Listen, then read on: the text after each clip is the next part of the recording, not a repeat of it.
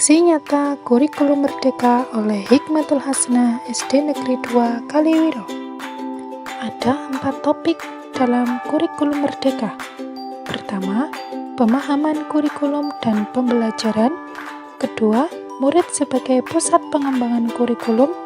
Ketiga, pembelajaran berdasarkan prinsip pembelajaran paradigma baru. Dan yang keempat, struktur pembelajaran mendorong murid merdeka belajar.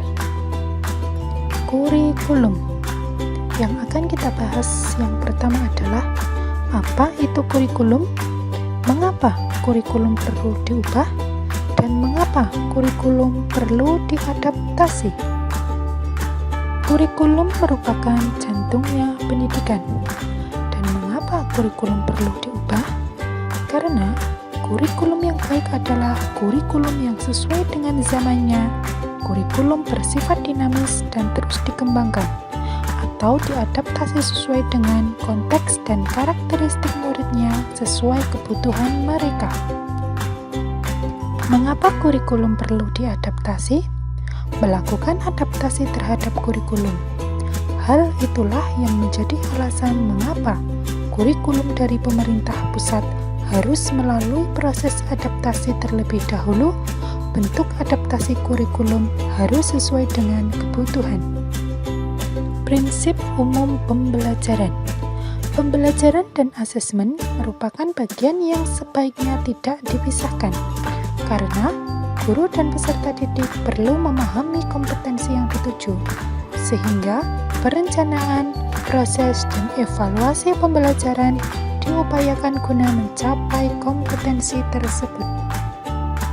Oleh karena itu, prinsip pembelajaran dapat dimaknai secara utuh kebersamaan dengan prinsip asesmen. Pembelajaran dan asesmen merupakan suatu kesatuan siklus yang pada ujungnya membantu keberhasilan peserta didik di dalam kelas. Prinsip pembelajaran dengan paradigma baru yang dapat diperankan oleh satuan pendidikan dan guru untuk mendukung proses pembelajaran yang berkualitas, yaitu mempertimbangkan kebutuhan capaian belajar murid saat ini. Pembelajaran dirancang dan dilaksanakan dengan mempertimbangkan capaian setiap murid.